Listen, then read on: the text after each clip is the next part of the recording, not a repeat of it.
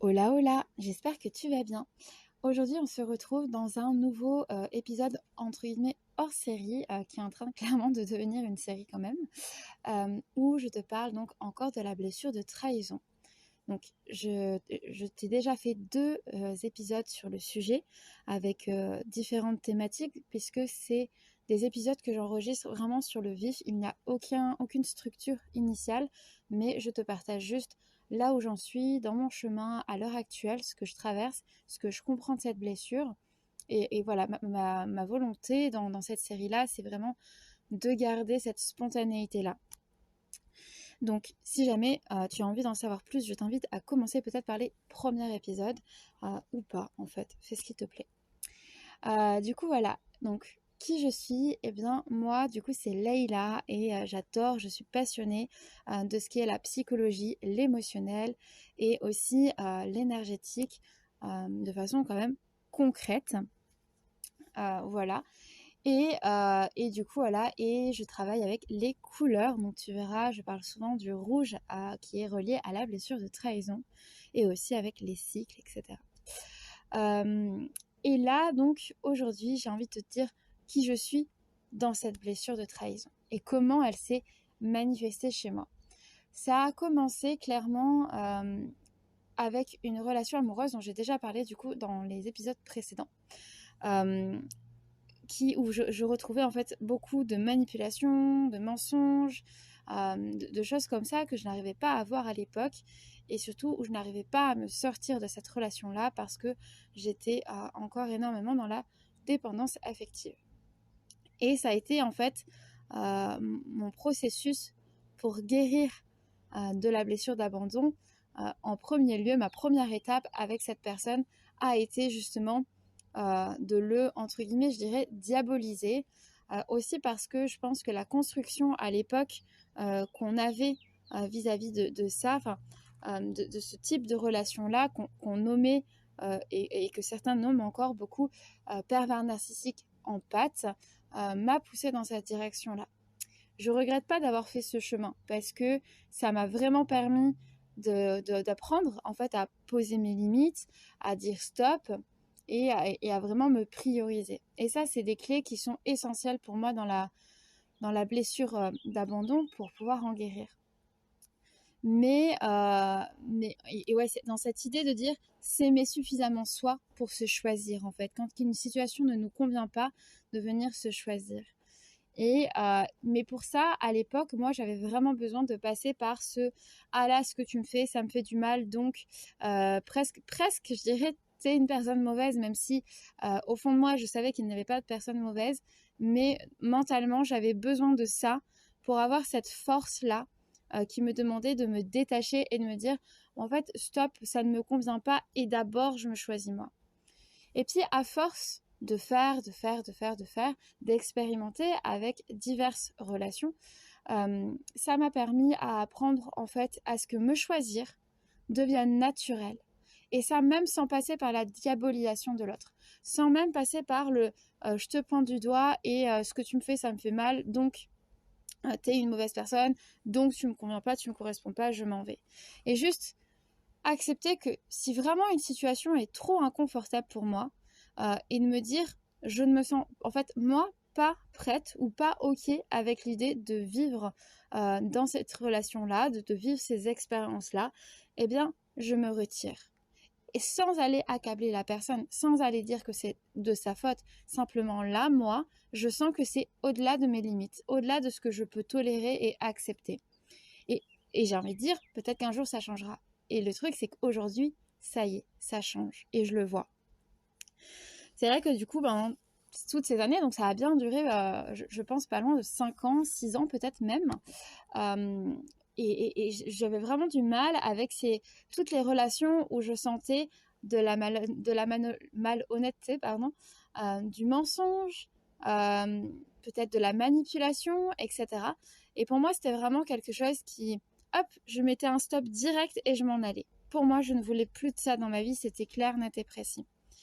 Et puis, depuis cet été, il y a eu des relations En fait, j'ai remis le nez, en fait, clairement, en créant ma formation. Donc, Révèle-toi. Donc, si tu la connais pas, c'est une exploration. J'invite les personnes qui le souhaitent pendant 9 mois à voyager à travers donc chaque chakra avec cette conscience de l'émotionnel et de la psychologie que comportent donc ces centres énergétiques et aussi les couleurs. Donc, oui, je sais, le mot chakra, ça fait très spirituel, très patati patata, très perché, mais je t'assure qu'il y a une vision beaucoup plus concrète de tout ça, et c'est vraiment ce que j'ai envie d'apporter. Et donc, en créant donc cette formation, j'ai voulu faire le lien à un moment donné entre les blessures de l'âme et les couleurs. Et là, moi, ça m'a ouvert beaucoup de portes de compréhension, et c'est là que je me suis dit, mais en fait, c'est ça. En fait, en revenant sur la blessure de trahison, qui est donc reliée au chakra racine et avec la couleur rouge, et aussi un peu la couleur noire, je me suis vraiment pris une claque en mode, je déteste ce comportement, j'ai du mal avec ces personnes-là. Et en fait, je me suis demandé, mais est-ce que moi aussi je suis comme ça? Parce que je déteste ça, en fait. Et j'ai compris que plus je détestais quelque chose et plus j'avais peur d'être quelque chose, entre guillemets. Et finalement, plus c'était là, en fait, en moi et que je voulais juste pas le voir, c'était tout, quoi. Ça m'a mis une vraie claque. Ça m'a fait beaucoup de mal aussi. J'ai passé une période assez sombre, mais je me suis relevée. Et petit à petit, les expériences à moi, sont venues à moi. Il y a eu une expérience avec quelqu'un qui est rentré dans ma vie et qui, à la base, ne m'attirait absolument pas. Je ne ressentais vraiment pas d'attirance, mais qui a en fait tout fait pour me manipuler, mais de façon, je pense, très inconsciente, en fait, et pour pouvoir justement à ce qu'il y ait une relation. Ce qui a fini par arriver, même si la relation n'a pas duré, parce que je me suis j'ai très vite compris, en fait, ce qui était en train de se jouer. Et moi, ça m'a tout de suite rebuté en mode genre, c'est non, je ne veux pas. Et je pars et on arrête. Et en fait, là, ce que ça m'a aidé à comprendre à ce moment-là, c'est que si la personne, en fait, m'avait manipulée et m'avait fait amener à quelque chose que je ne voulais pas initialement, ce n'était pas pour me faire du mal, mais c'était parce que cette personne, elle avait peur de ne pas être aimée autrement. Elle avait peur de peut-être, je ne sais pas, peut-être ne pas être assez. Enfin, je ne suis pas la personne, hein, mais c'est ce que moi j'en ai déduit.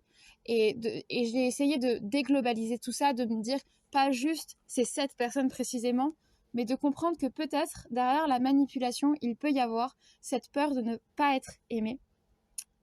Et du coup, de se sentir obligé d'utiliser des espèces de stratagèmes pour pouvoir plaire à l'autre et pour pouvoir être aimé. Et je me suis dit, mais au fond, en fait, là, c'est juste une personne qui souffre, quoi. Clairement, c'est juste une personne qui souffre. Je ne suis pas retournée pour autant dans la relation, puisque initialement, j'avais pas nécessairement d'attirance et que c'était pas une relation que je voulais continuer de toute manière. Mais ça m'a quand même beaucoup appris. Et c'est pour ça aussi que, enfin, moi, après, c'est ma vision des choses, mais j'estime qu'on n'a pas à se limiter à attendre l'amour, entre guillemets, de sa vie. Et on peut s'autoriser à vivre des expériences qui parfois, tant pis, peuvent durer peu de temps, mais vont aussi beaucoup nous enrichir tout autant que peut-être une relation qui dure très longtemps. En tout cas, c'est un peu ma vision de la vie, sans dire qu'il faut absolument tout écourter tout le temps, mais juste accepter que de se lancer dans des relations en lâchant la peur qu'elles ne durent pas suffisamment longtemps, et juste en acceptant que chaque relation a une durée, et en fait, il n'y a pas de bonne ou de mauvaise durée, il n'y a pas de jugement à porter sur le temps que la relation existe. Enfin bon, bref, c'est un autre débat. Et du coup, voilà, donc j'ai continué mon petit bonhomme de chemin. Après, donc je vous ai enregistré les autres épisodes, donc je vais pas revenir dessus, mais je vais juste globaliser ce qui s'est passé. Il y a eu plusieurs compréhensions, j'avais plein de compréhensions qui gravitaient dans ma tête, genre vraiment, plein de trucs, et j'avais pas fait le lien jusqu'à ce qu'à un moment donné, il y a tout qui s'est assemblé dans ma tête et j'ai fait des pulses. Enfin, c'est comme un pulse en fait dans ma tête qui s'est rassemblé, les pièces elles se sont mis ensemble et là j'ai vu le truc quoi, j'ai vraiment vu la blessure et je l'ai comprise en moi et je me suis mis waouh, et là j'ai pris une grosse claque. Et donc là je vous ai fait le premier épisode et je vous ai fait un deuxième épisode assez rapidement en fait derrière, Et voilà. Et donc, il y a eu toutes ces compréhensions-là que je vous invite éventuellement à écouter. Et puis là, du coup, donc la situation va quand même continuer. Oui, je vous ai fait un deuxième épisode parce qu'il y a eu une deuxième relation qui était arrivée dans ma vie. Et où je parle donc du coup de la position en fait dans laquelle je me sentais dans cet espace de trahison et des peurs en fait et des insécurités clairement qui remontaient, qui refaisaient surface.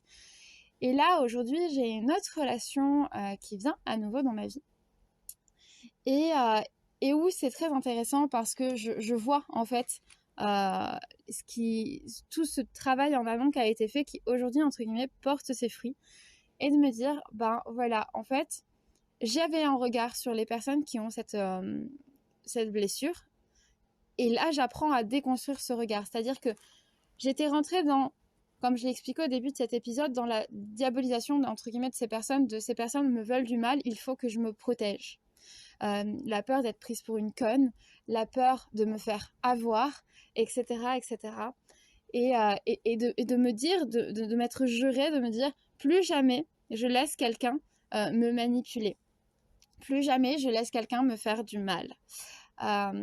Et aujourd'hui, j'apprends vraiment, grâce aussi à cette personne, de me dire, de changer mon regard. Et ce qui est très intéressant, c'est, du coup, donc, je le reprécise, je suis dans le polyamour ou l'amour libre en tout cas. Et donc actuellement j'ai deux relations en même temps. Et je trouve que c'est très intéressant parce que dans cette première relation dont je suis en train de vous parler, il y a donc cette énergie voilà, par moment qui vient me confronter à je m'inquiète en tout cas de est-ce qu'il n'y a pas de la manipulation à tel endroit. J'ai pas de doute sur le fait que la personne me mente. Pour le coup, ça, je pense que c'est quelqu'un quand même d'assez honnête, mais plus des stratagèmes parfois peut-être de séduction, de je t'endors un petit peu pour apaiser les choses, etc. Notamment à un moment donné, pour une situation très précise où et on a eu un gros conflit, une grosse dispute, et moi je déteste ça, clairement. A priori cette personne aussi, mais j'ai pu remarquer que cette personne peut avoir tendance à des fois chercher peut-être un petit peu ça de façon inconsciente. Et moi je me suis clairement laissée emporter, et ça faisait des années que ça m'était pas arrivé. Et voilà, et moi je suis plutôt d'habitude dans la communication, dans le pas, on parle, on décortique ensemble et ça va. Mais là c'était vraiment, on était rentrés tous les deux en réaction dans une sorte de confrontation et en fait, cette personne s'est sentie blessée face à quelque chose que j'ai dit et a dit quelque chose qui m'a blessée en retour, et donc moi ça m'a blessée, et donc hop, là c'est la spirale infernale de je t'envoie la balle et je te renvoie la balle et on se blesse mutuellement. Donc le soir, c'était un soir, donc ça s'est apaisé, et puis le lendemain on a pu reparler un peu de tout ça et apaiser les choses. Et après, on s'est pas vu pendant 2-3 jours. Mais moi, je sentais que pendant ces 2-3 jours, je ruminais encore beaucoup sur ça, sur le fait d'être rentrée dans cet espace-là et où on me blessait, et de me dire, et de rentrer dans cette réaction de mais en fait, je veux pas ça dans ma vie, pourquoi est-ce que je resterai, etc. Et vraiment à me poser des questions. Et entre mon envie de recommencer ce schéma de en fait, stop, j'arrête tout et je me protège et je veux pas ça et je veux pas regarder. Et mon envie en fait, la personne me plaît vraiment. Et, et en fait, peut-être que aussi, j'ai envie d'aller explorer la blessure de trahison. Et je sens que c'est une personne avec qui je vais pouvoir le faire. Et c'est con, mais je me l'étais demandé, en fait. Je sais pas comment on peut dire, mais là, j'écoutais il y a pas longtemps un épisode du coup de Mathilde, qui est aussi psycho-énergéticienne, donc c'est une collègue, qui parlait justement du fait de parler à son esprit. Et ça, je l'ai entendu après coup, mais je me suis rendu compte que quelque part, c'est ce que je faisais par moment, où quand j'arrivais dans une étape de compréhension, où je me disais, ok, la prochaine étape, bah, ça sera ça. Et là, j'avais demandé, la prochaine étape, ça sera une personne qui a la blessure de trahison, et qui sera en capacité à justement se remettre en question. Et comme ça, on pourra se remettre en question à deux et avancer dans cette blessure. Et lâcher cette idée que j'avais, en fait, par rapport à mon ex, que la personne qui a cette blessure, en fait, c'est une personne qui ne guérira jamais. Chose qui va très très bien, entre guillemets, avec la construction qu'on nous apporte du pervers narcissique. De dire, en tant qu'empathe, il faut arrêter de chercher à changer ou en tout cas à aider à ce que l'autre change, etc. Parce que c'est fini, entre guillemets, la personne, on ne peut plus rien pour elle, etc. En fait, je pense que c'est complètement faux, mais je pense que à ce moment-là, quand on est dans ce rôle-là, entre guillemets, d'empathe, qui pour moi vient aussi peut-être beaucoup de la dépendance affective, on a peut-être besoin de ça, d'entendre ça à un moment donné. En tout cas, moi, ça a été le cas. Donc, je dis pas que c'est pas bien de dire ça, mais aujourd'hui, j'y porte un regard différent. Et donc, revenons à nos moutons. Et donc, du coup, voilà. Et donc, je sentais dans cette rumination, etc. Et c'est vrai que il nous restait 2 jours avant que mon autre relation arrive pour passer la semaine avec moi. Et en fait, je me sentais vraiment pas en état de voir la personne. Je me sentais encore trop blessée par tout ça. J'avais besoin de prendre du recul. Et j'ai beau lui dire à cette personne que je ne voulais pas le voir un après-midi où il voulait venir me voir. Cette personne a beaucoup, beaucoup, beaucoup insisté parce que il sentait que j'étais pas bien aussi. Et il n'avait pas envie de me laisser comme ça et que ça se mette, entre guillemets, en pause à ce moment-là pour ça. Et donc, il a fini par venir, etc. Et c'est vrai qu'il a été, mais adorable. Et sur le moment, j'ai trouvé ça presque trop. Et je me sentais vraiment encore à ce moment-là dans cette réaction. Et là, c'est là que je me suis demandé, est-ce qu'en fait, il n'y a pas de la manipulation dans ça? Est-ce que finalement, c'est pas une façon de m'endormir pour continuer la relation? Et donc, la journée s'est passée, je l'ai laissé partir, etc. Et du coup, c'était très, très intéressant, en fait, dans le sens où, sur le moment, d'un angle de vue de cette blessure-là, c'est ce que je voyais. Mais en vivant, du coup, en passant du temps dans mon autre relation ensuite, j'ai pu me regarder faire la même chose, en fait, à une autre personne et avoir conscience qu'en réalité, je ne voulais absolument pas du mal pour la personne et je ne voulais absolument pas l'endormir pour le faire encore plus mal plus tard. C'était clairement pas le cas. Donc, je m'explique. Du coup, cette première relation que j'ai depuis plus longtemps, elle, du coup, enfin, elle, donc, il, on est donc en fait cette relation se fait à distance, on se voit par un peu épisode, mais ça fait plus longtemps. Alors que l'autre relation est nouvelle et c'est vrai que l'autre relation avec la blessure de trahison, c'est ce que je disais, il y a quand même généralement beaucoup de passion qui s'accompagne. Et donc c'est vrai que d'autant plus que dans cette deuxième relation, on vit assez à proximité, donc on peut se voir beaucoup plus régulièrement. Ce qui a fait j'ai rejaillir beaucoup de peur dans la première, dans la relation à distance, notamment avec cette personne qui a aussi la blessure d'abandon. Donc moi, c'est vraiment une relation qui me met dans cette position de ok, je sais ce que tu as, je sais ce que tu as traversé, donc je te comprends et j'essaye de prendre soin de toi tout en me respectant. Et c'est vrai que, et du coup, voilà, donc déjà il y a ça. Et donc, oui, c'est vrai que ça fait ressortir beaucoup de peur, beaucoup de sentiments d'impuissance, de l'impression de ne pas pouvoir, d'avoir peur en fait que notre relation s'arrête, et ce qui est complètement compréhensible, et c'est ce qui peut clairement arriver d'avoir ces peurs-là. Je pense qu'il faut avoir cette conscience que, en tout cas pour moi, être dans le polyamour, je sais qu'il y a beaucoup de gens pour qui le polyamour égale presque polysexualité et que c'est que ça l'intérêt. Pour moi, c'est vraiment pas ça, c'est vraiment aller se comprendre dans différentes facettes et se voir différemment pour pouvoir apprendre à mieux se connaître et se comprendre. C'est vraiment ça. Et donc du coup, c'est vrai que cette personne était vraiment dans un état sur le moment, un matin en tout cas, vraiment dans un état d'impuissance totale et en pleurs, etc. Donc j'ai vraiment essayé de prendre soin de la personne. Mais il y a un moment donné où moi, je me suis sentie dans ma limite, en fait, et de me dire, mais en fait, là, je comprends pas, ça ne me convient pas. Je suis partie dehors, faire mon journal, etc.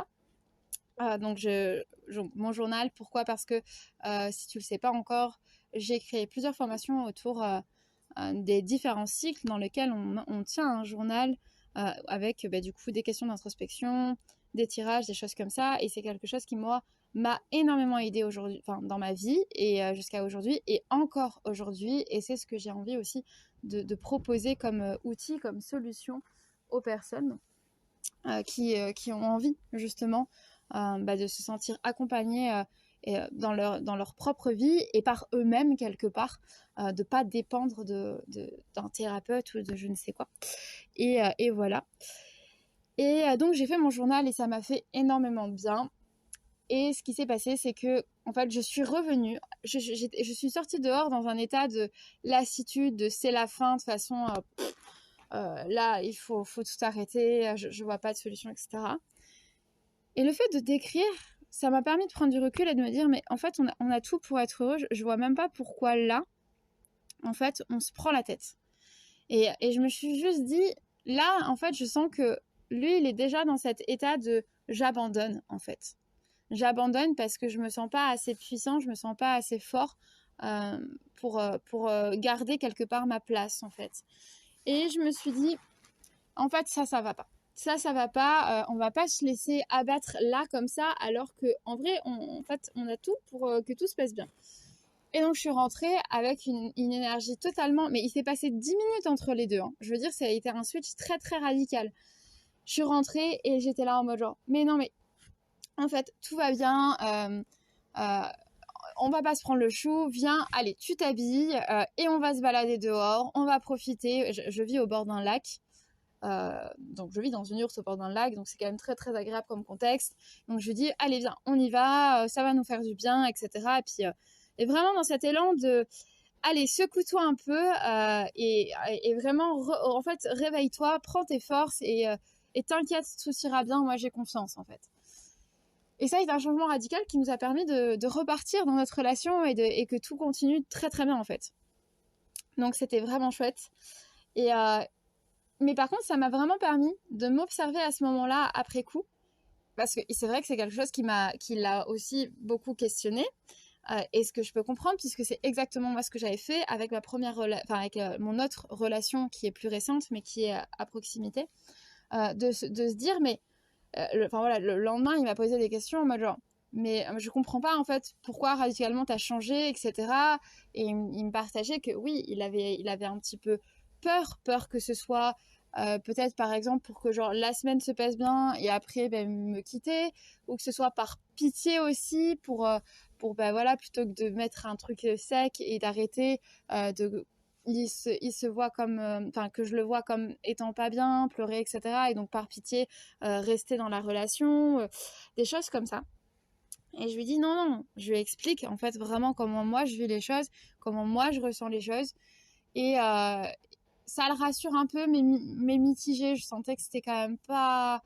Voilà. Mais je pouvais pas lui en vouloir en fait, parce que je me suis rendu compte que moi-même, j'ai souvent été dans sa position à lui, à m'interroger. Et voilà. Et du coup, ça m'a permis déjà de voir que là, en fait, mon changement de réaction, comme avait pu avoir mon autre relation, quasi, même si c'était pour des choses différentes, quasi pareil finalement, en fait, c'était vraiment... ça partait pas d'une mauvaise intention. Clairement pas. Et c'était pas pour, genre, me dire, tiens, je vais l'endormir un petit peu et ça va aller mieux. Et puis plus tard, je leur ferai du mal, en fait, parce que c'est clairement pas ce que je veux. Et donc, ça me donne confiance en cette idée qu'il y a une autre réalité, une autre vision qui existe sur les personnes qui portent sur cette blessure, en fait, et que ce n'est pas forcément nécessairement des gens mauvais. À savoir que du coup, je peux le voir aussi dans cette dans cette première relation entre guillemets qui est à distance, où en fait moi-même je me sens dans cet état d'énergie de contrôle. Dans cette énergie, donc le contrôle, c'est le contrôlant entre guillemets, c'est justement le masque que l'on porte avec cette blessure, où c'est-à-dire que c'est nous qui allons prendre les décisions, c'est nous qui allons contrôler un peu les situations, etc. Et c'est vrai que grâce à cette relation, j'expérimente aussi le fait de mieux venir chercher, de venir explorer mon propre masculin intérieur.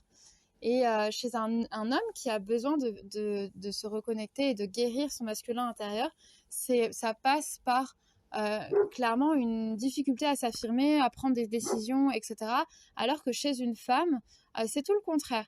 c'est vraiment justement, et c'est là que on peut voir et identifier notre relation ensemble, qu'on a tous les deux à aller explorer ça, c'est qu'une femme, elle, c'est justement, elle va prendre les décisions, elle va prendre en main, etc.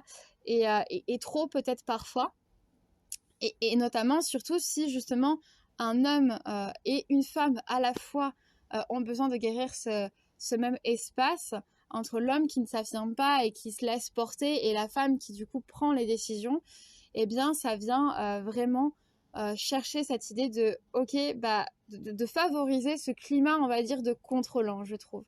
Et donc c'est intéressant parce que moi ça me permet vraiment de prendre du recul sur comment j'agis, de me dire bah, en fait ok, je suis comme ça, je réagis comme ça, et de voir en fait que je n'aime pas en fait être dans ce comportement là, mais qu'il est là, et donc apprendre à l'accepter, à pas le renier, à pas me dire il faut absolument que je sois pas comme ça, parce que je sais que clairement ça marche un temps puis ça revient en boomerang derrière. Donc c'est me laisser être dans ces espaces là et aller m'inviter à aller chercher à comprendre pourquoi en fait j'interagis comme ça déjà, mais aussi à voir à quel point ça peut être autant inconfortable pour moi. Parce que oui, on peut se dire, le côté confortable de tout contrôler, c'est d'obtenir ce qu'on veut en fait. De se dire, bah voilà, moi j'ai envie de faire ça, bah de toute façon la personne ne va pas s'affirmer en face, donc on va faire ça. Ok, il y a des choses pour lesquelles c'est confortable.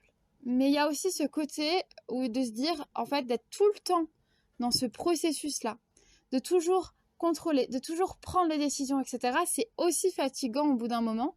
Et je sens qu'il y a des moments où je réagis dans le sens où je m'agace en disant bah vas-y, je sais pas, toi décide, toi prends la décision, enfin en poussant l'autre vraiment à ça, ce qui quelque part permet du coup à cette personne d'explorer son propre masculin et de se dire bah ok, ok, il faut que j'apprenne à m'affirmer, il faut un peu que j'invite ça aussi, que j'initie ça, mais c'est vrai que la façon, l'attitude dans laquelle j'amène ça ne me plaît pas. Parce qu'elle part de cet espace de je suis agacée de prendre des décisions et donc je m'agace sur toi et donc je te pousse à le faire. Plutôt que de le prendre en fait en étant plus relax, en me disant bon là je sens que je suis dans mes limites et je pourrais l'apporter avec je pense beaucoup plus de douceur, mais à l'heure actuelle c'est pas encore le cas. C'est vraiment mais voilà, j'ai confiance en le fait qu'on s'apprend et l'un l'autre, déjà individuellement, mais aussi ensemble, et de voir comment en fait tout ça va évoluer. Et ce qui est drôle, c'est que du coup, à l'inverse, dans la relation qui est plus nouvelle, mais qui du coup est plus à proximité, ma posture est différente. Comme c'est quelqu'un qui entreprend déjà beaucoup, qui est affirmé, qui voilà, je peux avoir cette tendance, par moment, pas tout le temps, mais par moment, à me laisser aller, à me dire bah là dans cette relation entre guillemets au moins j'ai pas besoin de prendre des décisions. En tout cas au début c'est un peu ce qui s'est passé et je me suis vite repris en me disant mais non non non non en fait ça me convient pas du tout. Ça me convient pas du tout parce que si je prends vraiment plus de décisions, ça fait re-rentrer dans ce truc de quelque part de dépendance aussi et de en fait tu décides à ma place mais du coup je me déresponsabilise de la propre écoute de mes besoins et de cette affirmation-là. Donc, j'ai réinvité petit à petit et je veille à garder ce juste milieu, de me dire, bah ok, en fait, là, il y a des moments où ça m'est égal et c'est ok et c'est agréable de se laisser porter. Et il y a des moments être en capacité à dire non, en fait ça me convient pas, ou je préférerais peut-être qu'on fasse plutôt comme ça, ou sur des questions, des détails tout bêtes, mais genre tu veux une glace, et plutôt que de répondre si tu veux ou pourquoi pas, bah dire oui ou non en fait, clairement. Et je sais que cette personne aussi m'invite dans ces moments-là, à la même manière que j'invite dans mon autre relation, à trancher. C'est-à-dire que lui aussi peut s'agacer par moments et dire genre non mais c'est pas pourquoi pas, c'est oui ou non, tu vois. Et c'est un peu sec, mais moi ça me réveille et aussi je me dis bah en fait j'en ai besoin dans ces moments-là et de me dire bah ok oui non mais en fait pourquoi effectivement je dis pourquoi pas, genre est-ce que j'en ai envie ou est-ce que j'en ai pas envie, il faut que je me pose la question pour de vrai quoi. Et du coup c'est très intéressant de voir en fait les miroirs qui se font comme ça et voilà et je trouve que du coup il y a vraiment, donc j'essaye de trouver du mieux que je peux dans ces deux relations un équilibre pour, dans la relation à distance, ne pas être tout le temps celle qui prend les décisions et d'inviter l'autre à prendre aussi les décisions pour qu'on puisse essayer de trouver un équilibre qui soit confortable autant pour l'un que pour l'autre. Et dans mon autre relation plus en présentiel, qui du coup est plus nouvelle, de trouver cet équilibre pour en fait ne pas me perdre et me laisser aller en mode genre je te fais confiance, fais les choses à ma place, et en fait de m'auto-déresponsabilité de ce que je me dois à moi, en fait, de ce respect et de cette écoute que je me dois et qui me permet en fait de cultiver aussi mon propre amour et de du coup de ne pas en fait rentrer dans ce cycle de dépendance. Je pense que ça part vraiment de là en fait aussi, mais en tout cas c'est ce que je ressens. Et du coup voilà, et donc ça, il y a un peu ce rapport de, je trouve quelque part dominant soumis ou domination soumission, sans rentrer dans des trucs très trash, hein, mais juste dans l'attitude intérieure et d'accepter que tantôt on a en fait d'accepter que on n'est pas fait pour rentrer dans une catégorie, on est soit l'un, on est soit l'autre, mais d'accepter que pour trouver un équilibre sain dans une relation, on a besoin d'être tantôt l'un et tantôt l'autre. De des fois se laisser porter, de dire voilà, tu me parles d'un sujet, tu es en train de m'apprendre un truc, moi j'y connais rien, donc je me laisse porter, je te laisse m'apprendre. Et à d'autres moments de dire en fait là on connaît le sujet tous les deux, ou peut-être même c'est moi qui connais le sujet et pas toi. Du coup c'est voilà, si c'est on connaît le sujet tous les deux, chacun donne son opinion, on voit si ça colle ou pas, et si ça colle pas, c'est pas grave, mais on peut en discuter ouvertement. Et si c'est moi qui connais, c'est moi qui connais, c'est moi qui ai les rênes en fait. Mais ça veut pas dire que je les aurai partout tout le temps. Juste à cet endroit-là, c'est moi qui ai les rênes pour l'instant. Et d'accepter cette vraiment cette respiration, je dirais, de un coup je suis au-dessus, un coup je suis en dessous. Et en fait, et accepter aussi, je pense que être en dessous, c'est pas dévalorisant. Comme être au-dessus, c'est pas diabolique. De vraiment, c'est vraiment là ce que je ressens. Je me sens invitée à changer ce regard-là, qui part d'un regard blessé. Et voilà, et venir, je pense, tout ce changement de regard pour moi, c'est vraiment une sacrée étape dans la guérison. C'est probablement pas la dernière, j'en suis assez convaincue, mais c'est déjà une grande exploration. Et c'est ce que je ressens en fait quelque part. Là, on est en plein dans l'énergie du printemps, donc on parle de nouveau départ, de renouveau et de renaissance. Et c'est vraiment presque ce mot-là, renaissance. Il y a un moment donné où je suis née intérieurement avec cette idée que pour prendre soin de moi, j'ai besoin de diaboliser ces personnes-là. Et aujourd'hui, je suis prête à renaître avec une autre idée, un autre regard, et à accepter aussi que ce truc-là que j'aime pas chez les autres, chez certaines personnes, je l'ai aussi en moi. Et accepter vraiment ça et me dire c'est ok en fait. C'est ok, et juste on a besoin d'amour dans ces espaces-là. Mais pas que. Enfin, en tout cas, je sais qu'il y en a qui prennent vraiment pour guérir, on a juste besoin d'amour, on n'a pas besoin de comprendre. Et tant mieux, si ces personnes y arrivent, moi j'ai besoin de comprendre. Moi j'ai besoin de mettre le nez dedans, j'ai besoin de décortiquer, j'ai besoin d'analyser, et j'ai besoin de comprendre, vraiment. Parce que c'est en me comprenant que je me connais aussi, et que je me reconnais encore. Voilà pour ce podcast. Et puis voilà, il y aura peut-être un autre épisode. Je pense qu'on est parti pour faire une série autour de ça.